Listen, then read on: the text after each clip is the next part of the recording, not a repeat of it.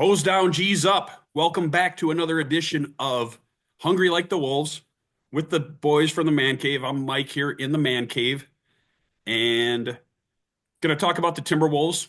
And instead of talking about the past week, which by the way, they went 3-0, we'll just throw out a couple of random questions, talk about the dynamics of the season, what's ahead. Obviously, they're coming off of some injured players returning, which is great to see. I did see today that Rudy Gobert is questionable for tomorrow night, so they might actually have the full squad available tomorrow night for the first time in what, probably a month and a half, 2 months. So playing great basketball. We don't want to talk about the individual games, though we could, and we might with some of the questions that I throw out here. However, we will do things a little differently this week. Instead of us all responding to the same questions, I'm going to throw some random stuff out at the guys and see how well their Timberwolves knowledge is. So, with that, I'm going to start with you, B Naughty, because we always finish with you going around the circle. So, I'm going to throw you a Burt Blyleven curveball right out of the gate. So, when Rudy returns, does Nas go back to the bench? And we might see this tomorrow night. Well, I hear when you said about Rudy, I heard that he is very questionable with lower back pain management. So that means he's close. I don't think we see him tomorrow. But I got to admit, Nas is, hey, he's like a folk hero around here. I mean, he always delivers when he has the opportunity. No, even when he doesn't have the opportunity, he was sixth man of the year last year. But I got to tell you, Jules looks pretty good coming back. It's like he got to sit down and watch it. I mean, like as Mr. Steve has crowned him Sticky Fingers, it seems like he's faster. The ball's moving, and I think that's what's helping Jaden a little bit. I'm curious to see what happens as well, but tomorrow we're just going to be dealing with Nas and Jules, so I don't have to think about it too hard after that. Yeah, and last night, surprisingly, Nas didn't do him the solid, Jules, of giving him the triple double at the end of the game, which was kind of that, but that was fun. but I'll just chime in there too, man. Not or yeah, obviously Nas, he's been a little hit and miss in the starting lineup, but I'll tell you what, Jules in the 3 games he's been back looks like a totally different Great. player. The assists, and we The know he's ball going to be doesn't here. stop. We know It he's going just to be here the rest of the season, so I'm on the Jules bandwagon. Let's see what we can do with him. I'm going to go to Mr. Ramon Yes, sir. or Razor Ramon, as we like to call him, razor because he's sharp, he's edgy like a tack, as B Naughty would say. sharp as a tack and edgy as a razor. Okay, there we go. I like it. Obviously, I'll be honest. I was one of the people that dogged on Jaden McDaniels early in the season, even said he has Yeah. now become tradable. And now I put my foot in my mouth. I am eating my words. Jaden McDaniels the last few weeks has been a freaking monster. So, what has Jaden done recently that he wasn't doing earlier in the season? Well, I think I touched on some of this last week, but let's start with offense. I mean, he's playing with a lot more confidence than he has all season. I think he was kind of trying to find his place with the new guys like Dante, Julius, guys who are shoot first guys. So he was trying to find his place in the pecking order. And frankly, he shot extremely poorly during that time. And from all accounts, he's very, very hard on himself. So with those limited shot attempts, I think maybe miss a few. He was just didn't have that confidence that he needed to keep on firing and just not think about it and move on. I think so with the injuries, they really needed to rely on him to take more shots, carry that load. And it was like he kind of had nothing really to lose in a sense. It was like, hey, it's just do it. We need this out of you. And I think maybe that allowed him not to think as much on offense and just let it fly. And so as a result, he's had some crazy throwdowns lately at the rim. Yep. His mid-range pull-up shot has become automatic. I mean, he almost never misses it, whether he's driving to his right or his left, spinning, turning around and putting it up. It just seems to always go in. And then his 3-point shot didn't necessarily follow, but I feel like over the last couple of games, I mean, he was 3 for 9 last night from three, which isn't a great percentage, but love the volume. Yeah. He was 1 out of 2 the night before, 2 for 4 the night before, 2 for 6 the night before. So he's letting them fly and he's doing it with confidence. I do think part of it is not only the opportunity, but also something I touched on last week, the fact that he now does not have to guard the other team's best player Jalen. all night long. Yeah. And The he Jalen has, Clark effect. yes, Jalen Clark effect. I mean, even TSJ gets some of the Yep. assignments here and there. They're also, I think, relying on the zone a lot more. And the team seems to really go on big runs when they get into the zone. At least that's what I've feeling like I'm noticing.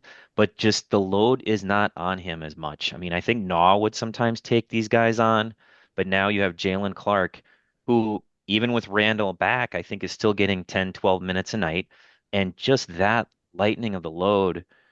I mean, I can't imagine what that would also do to your confidence as well, because no matter how good a defender you are, these NBA like superstar or all-star wings, they're going to get theirs. Yep. And even if you were the best defender in the world, you're or the an all NBA level defender, they're going to get theirs. So that would be a hard role to play all night long and then be asked to score too. So I think that just that lightening of that load has allowed him to focus more on offense. He's been able to kind of fly around more on defense, be more of a help defender. So I think his block rate is up as well. So I just think it's opportunity of shot attempts, opportunity of being relied upon, responsibility, but also on the other end, he doesn't have as much responsibility to handle a all-star, superstar level wing for 40 plus minutes a night. Mike. Nice, nice. I like it. I like it. And one thing I do like about Jaden, and we're seeing the maturity with, where he consistently got in foul trouble his few couple of years in the NBA. But Jaden's kind of the enforcer on the team. He's the guy that's going to shove somebody. He's going to go up and talk smack. He's going to point in somebody's face like he did with Devin Booker. And it was almost a little aggressive, but it's Devin Booker, so who cares? But I love Mitch. that Jaden is kind of becoming the team hard ass there because Ant's really not like that. We've talked about it before. Ant's jovial. He's a nice guy. He doesn't have that cagey edge, as Mr. Steve would say, to him. And the rest of the NBA loves him, even his arch enemies on other team. You can't dislike Ant, but appreciate that, Ramon. Can This, I add something real yes, quick, Mike, to absolutely. that what you just said about Ant being beloved in the league? Is it just me, or do the crowds, the road crowds, seem to be coming out? I think they touched on it on the telecast last night too, but it seems like the road crowds are cheering Ant on a lot. I don't know. It just Uh, seems like it to I'll me. tell you Have what you I guys heard love. that? Yes, absolutely. And you see it in the video clips where he's putting out autographs to kids, etc. One of the things that I love about watching Ant on the road is the oohs and ahs when he, breaks somebody's ankles or does a dunk or you know what I'm saying? It's incredible. And he came out a couple weeks ago, said he doesn't want to be the face of the league, which I appreciate. He doesn't want that pressure or the notoriety per se. He just wants to go out there and kill people, as he likes to say. But I I, roll. I honestly think he is probably one of the top three favorite players in the league. Obviously, LeBron, Steph, some of the mainstays of the association the last 15, 20 years in LeBron's case, are up there. But I think Ant's definitely right up there as far as beloved players by opposing fans. All right, now we're sidetracking a little. Mr. Steve's getting a little leery over there, like, hey, what about me?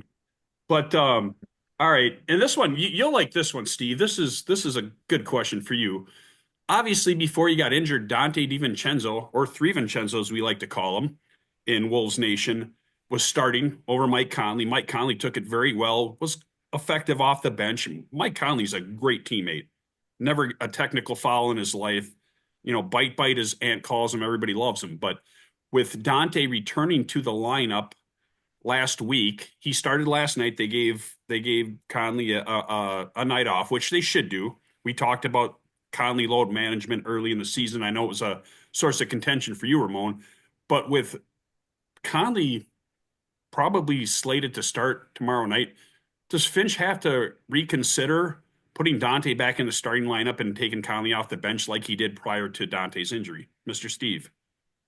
Oh, yeah, 100%. I think one of the things that we learned in this stretch with all these injuries is that we've got more depth than Finch thought, right? He even said himself that he's probably going to run a 10-man bench, a 9 to 10 man rotation. He's been quoted as saying that because we found out during the stretch of injuries, we got a lot more talent. So you can start DiVincenzo and then come in with a Connolly and come in with Dillingham and mix in Na as a point as well. So you can keep that going. And one of the things that's been a key to our success is keeping these guys fresh, right? You keep the pressure up. We do really well when we're out there running and gunning, right? When we slow down into that real slow half court offense, it gets a little bit stagnant. And then we see the other team start to make a little bit of a run. When we keep up that tempo, and we've seen the results of that the last 2-3 weeks with all these injuries. We've had to run up tempo offense.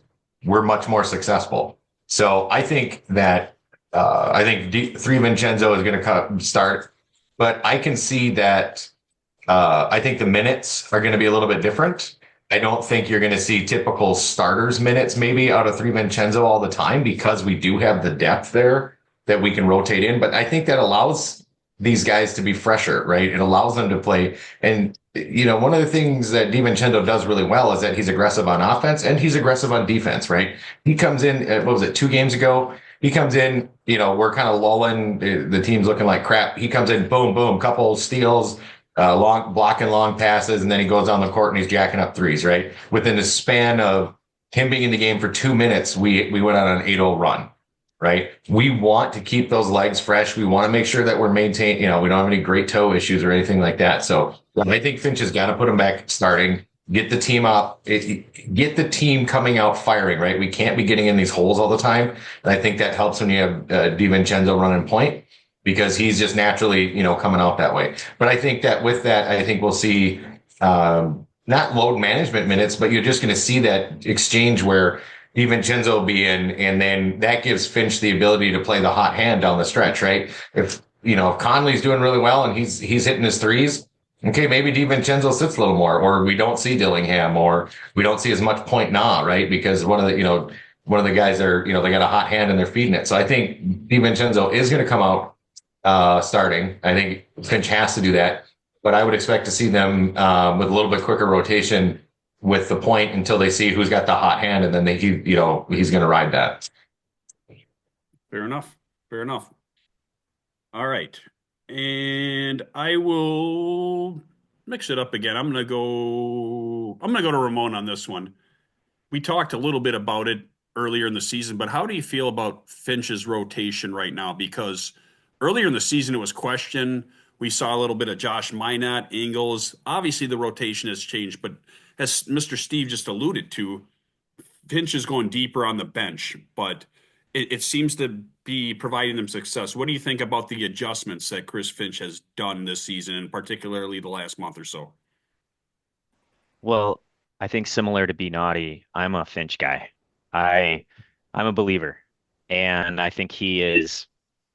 I might be the best coach in our team history. I did love Rick Adelman as well, but I was frustrated with him early in the season with he was being stubborn, I would argue, in that he was just playing the 8 guys, even if they weren't playing hard, even if they were being selfish, he just stuck to it, and then he'd play Josh Minott 5 to 6 minutes.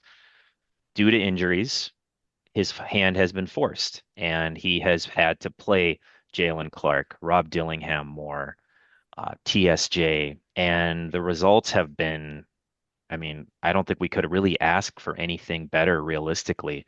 To see that the Wolves now have 3 guys that you could legitimately say are part of our future foundation, and we're not just like hoping, we actually can really see like these dudes are legitimate players.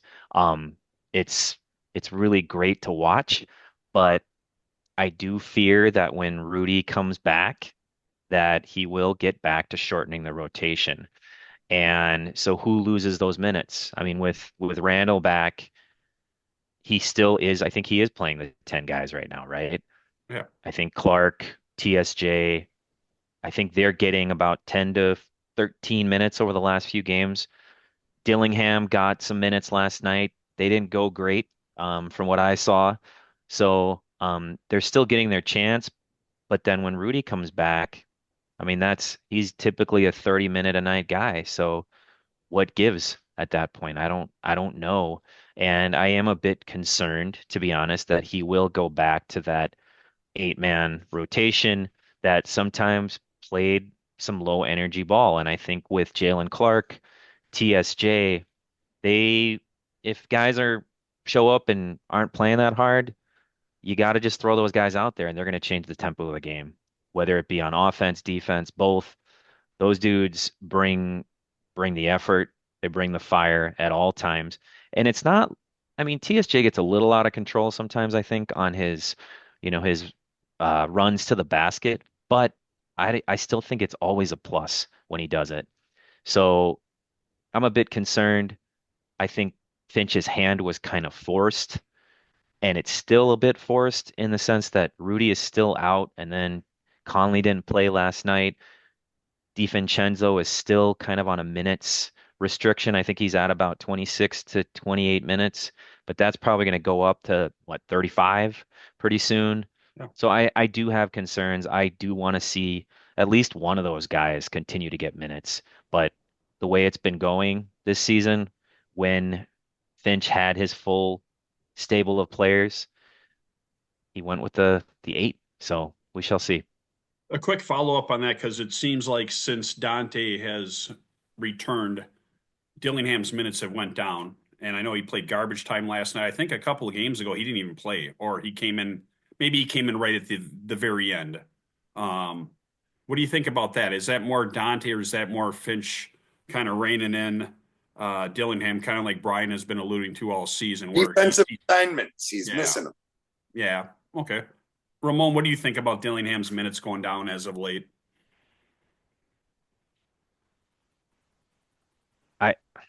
I I think it's for the right reasons at this point. I think when he's gotten pulled, I think Benatti, gosh, we're agreeing on everything Oh my these days, God. man. They were Yeah, sorry, boys, man. Mr. Steve and Mike are probably cringing when I say that, Yes, but absolutely. I'm agreeing with Benatti again. I mean, I think he's missing defensive assignments. I think I'm not worried about his future at all, No. but No, no. I think that right now, I mean, he's a really, really young rookie. I mean, he's what, 19 still? Played 1 year of college ball. Jalen Clark is 23. TSJ is 24, and they had a lot of college experience. Yeah. Clark had a year to watch the NBA. He was sitting there watching the NBA for a year.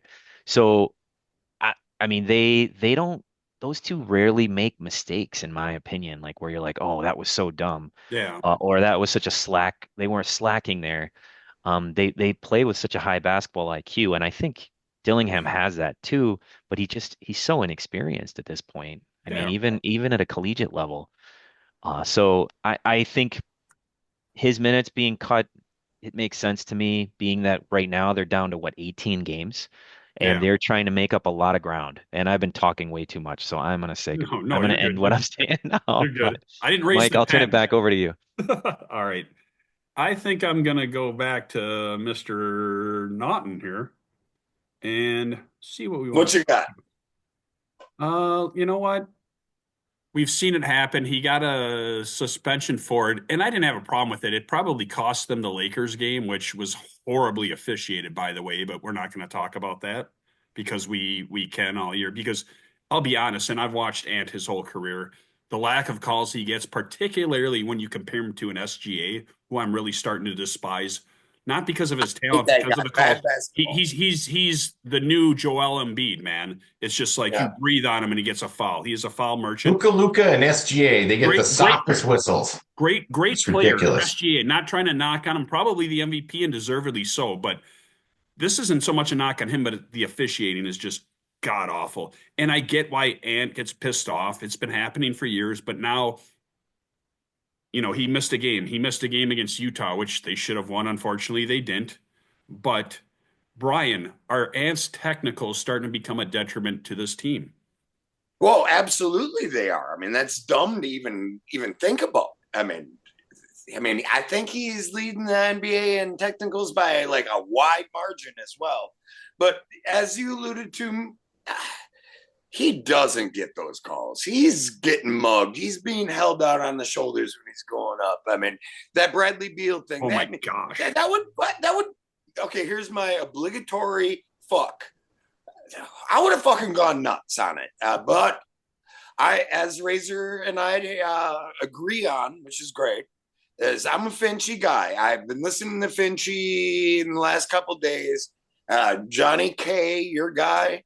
I mean, Ant's well aware of it now, and I don't think it's a detriment anymore. Other than if he gets a couple more and we lose him at the end of the year, I think it's a wake up call. He's a young man, and he ain't getting those calls that SGA does.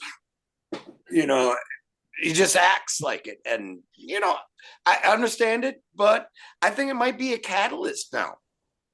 So we'll just see what happens. I mean, as Finchy says, Ant knows he's doing wrong. Ant knows he's got to be better. Ant knows he's hurting the team. Ant knows that. So let's play and let's see what happens. I mean, he's a young man. Yeah, and you don't want him to get a reputation and or bias from the referees. I was watching something the other day where Allen Iverson, Bad shit, yeah. Yeah, Allen Iverson went after, I think it was Steve Javie. I might even pushed him one game. And for like a handful of games afterwards, they were calling carries on AI, for everything because, and he went to the refs. He's like, how long is this going to last? And he knew like, hey, I'm being punished for being an asshole. And not that Ant's that way. I think Ant seems to have a decent rapport with the officials. I think the big thing is Ant likes to swear a lot, as we know, and we're all guilty of it. But I think the clapping is what really pisses the officials off. Yeah.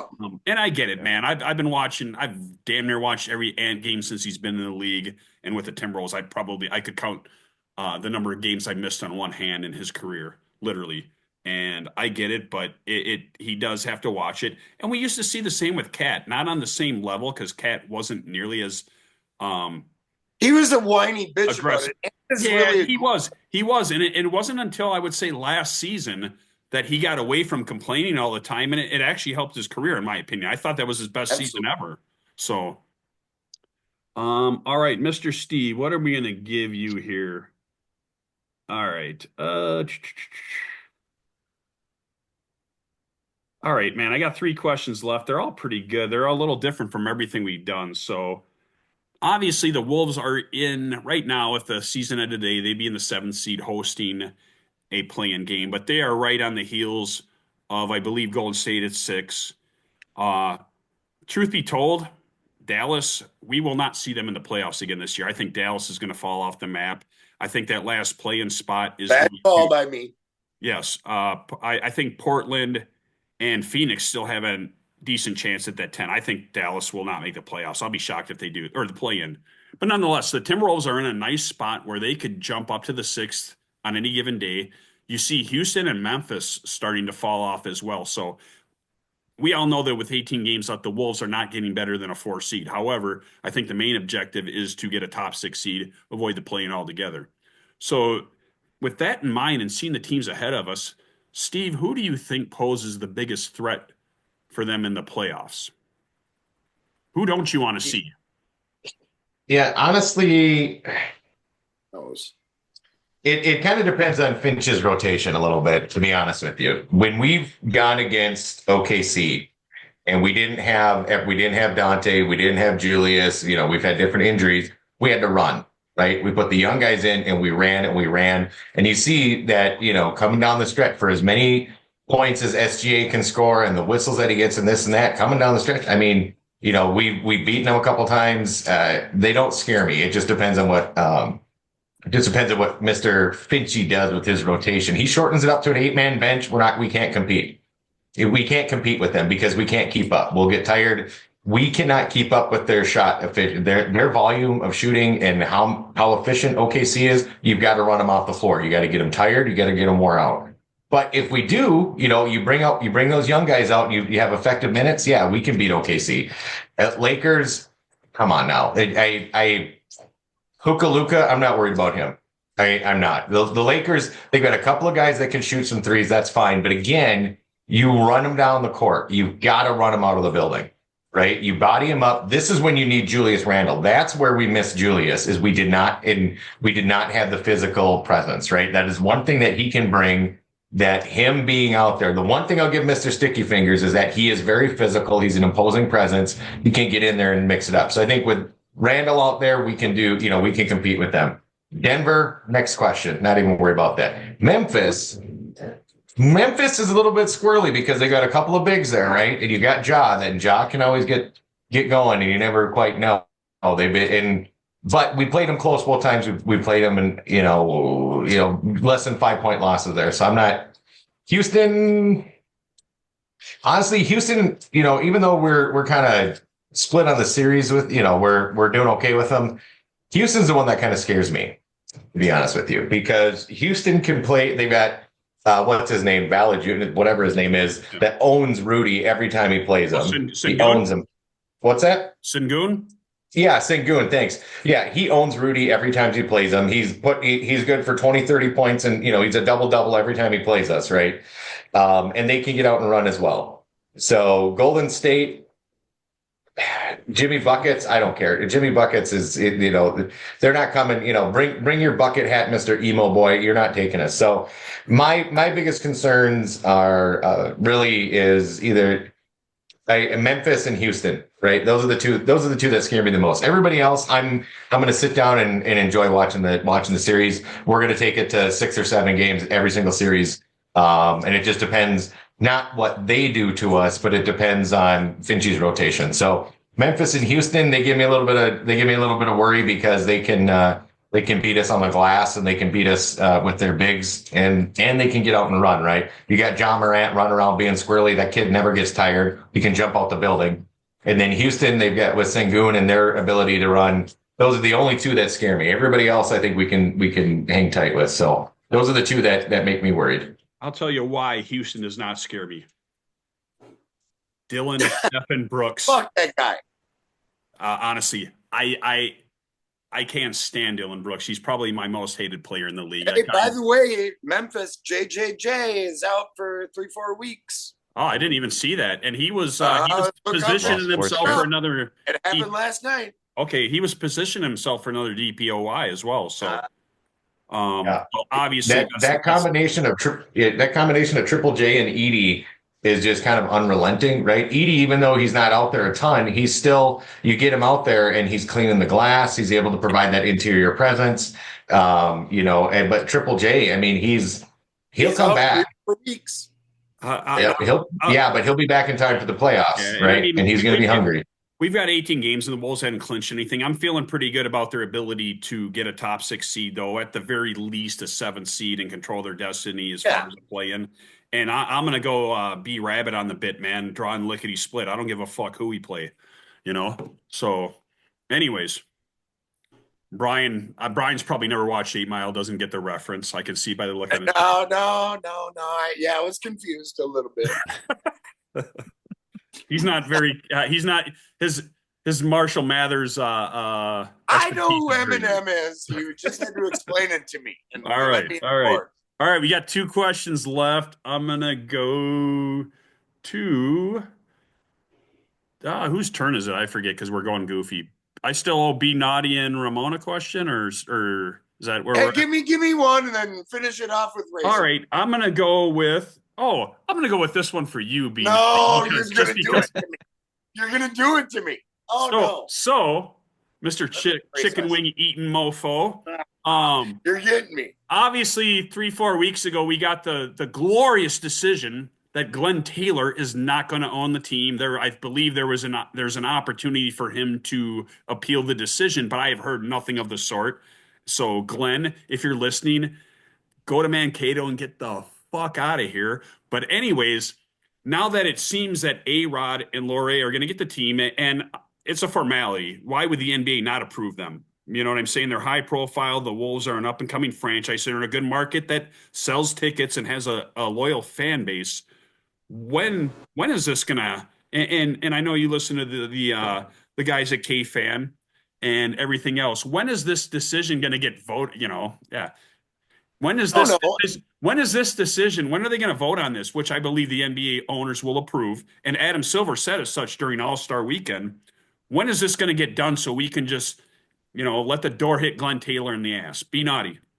Well, you know what? Gleno gets a bad rap. I'm going to say that again. If anybody that watches this, all 13 of you, you know, Hey, you we're up to know, like 20 now, damn it. all right, all right. And you know, Gleno, I mean, Minnesota guy, was a state senator, was going to run for governor. His wife Becky makes a great spaghetti, and it's amazing.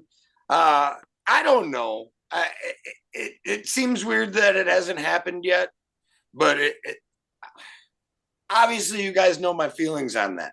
But all of a sudden, there's this new area in Minneapolis where a publicly funded stadium for the Wolves are going to go right after that. I don't know. I just feel bad about this, but I am skeptical why this hasn't happened yet. They even threw KG's going to join the front office right away. It is kind of curious. I don't know.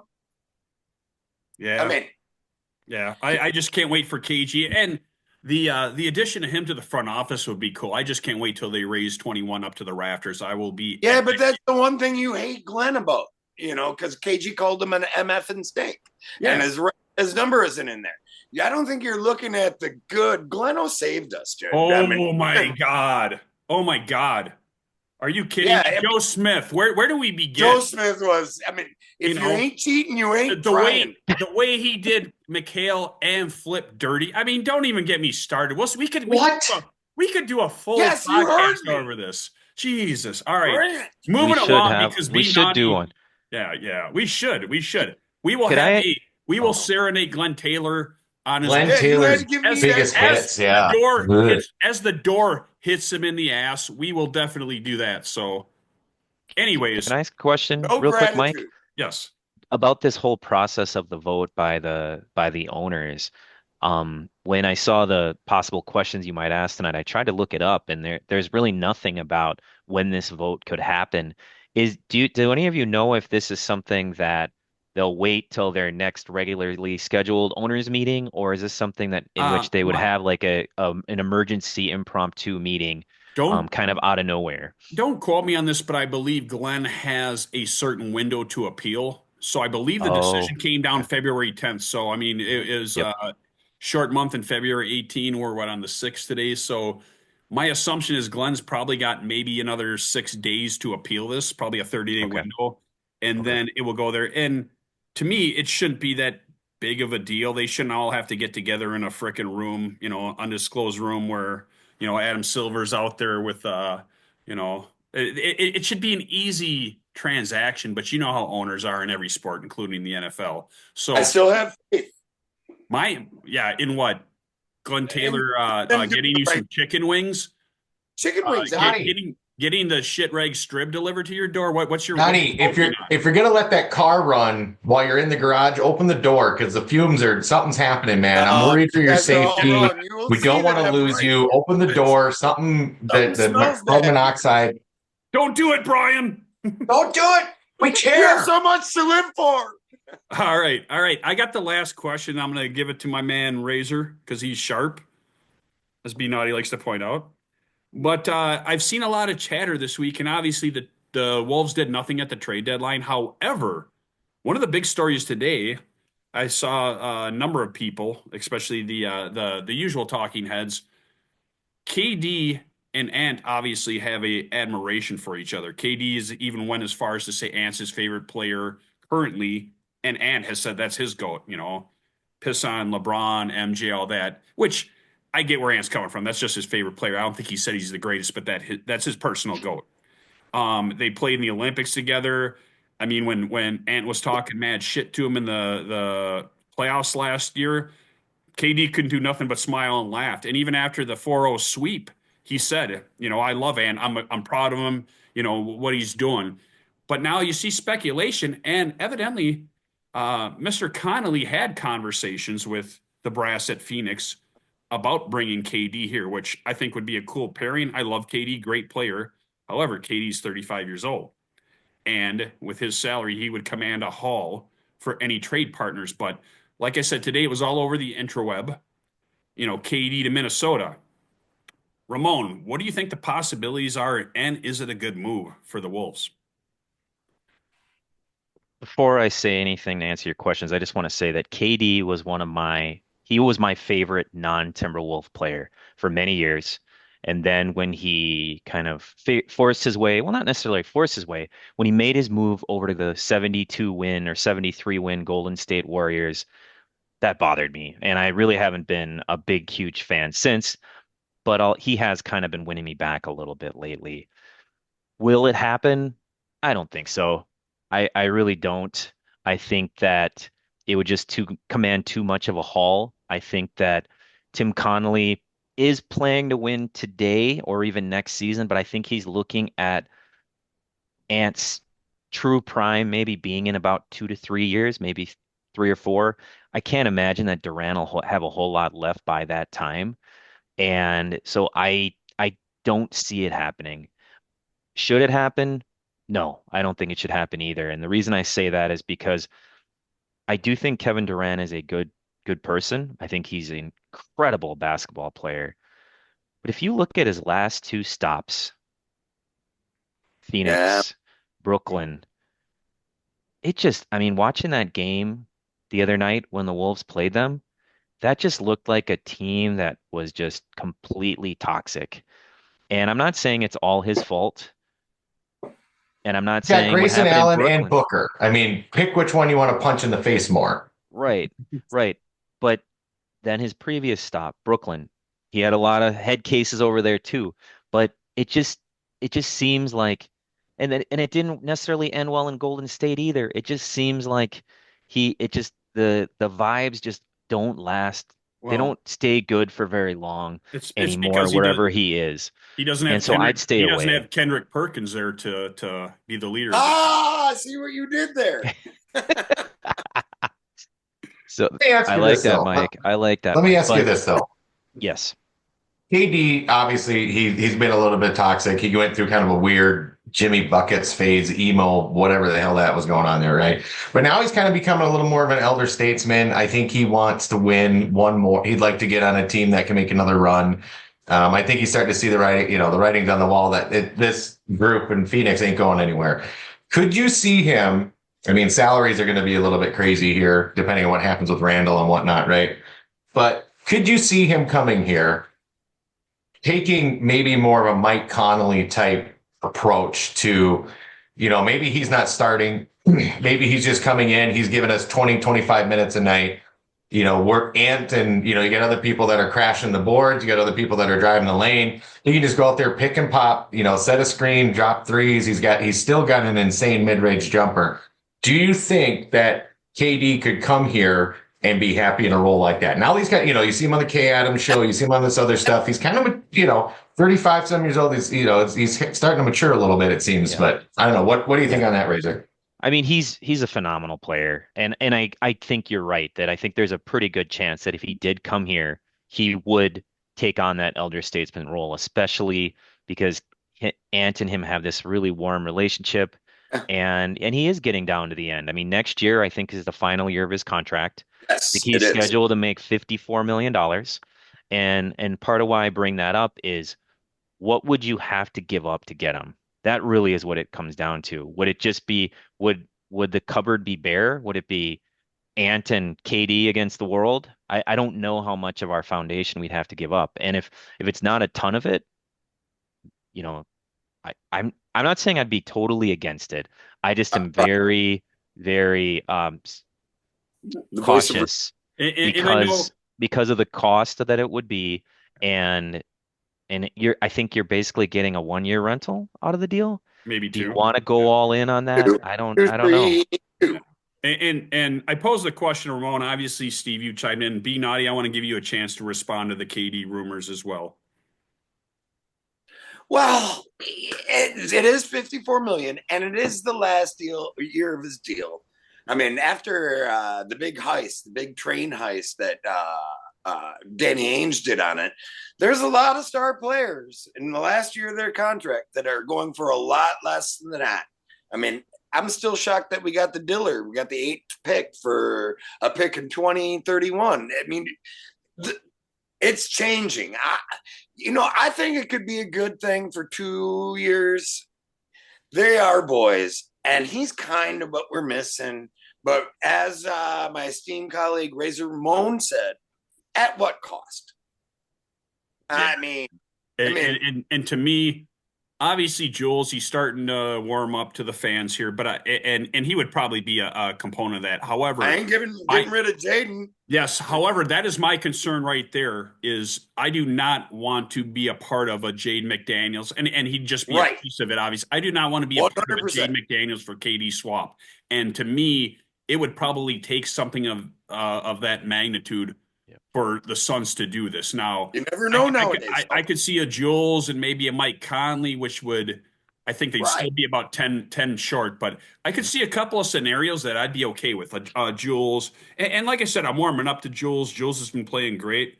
God bless you, Jules, if you're watching this. Hey, God love you.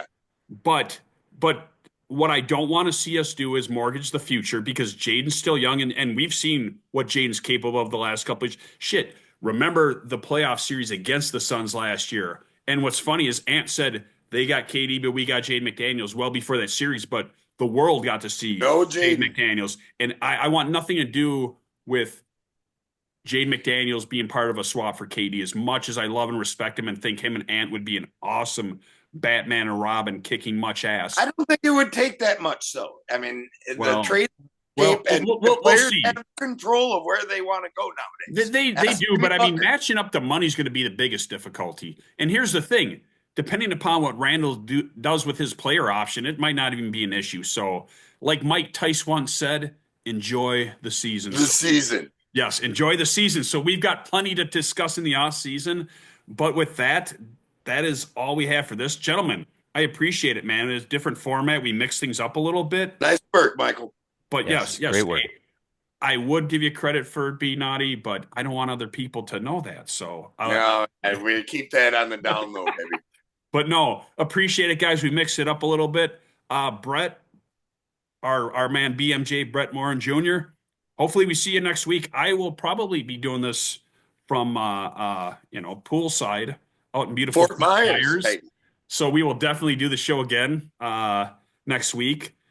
And appreciate everybody watching. Like, subscribe, comment, tell us we suck. I don't care at this juncture, but I appreciate you, gentlemen. It's been fun, and we will do this again next week. Go Wolves. All right, buddies. All right, thanks, gentlemen. guys. See ya. Take care.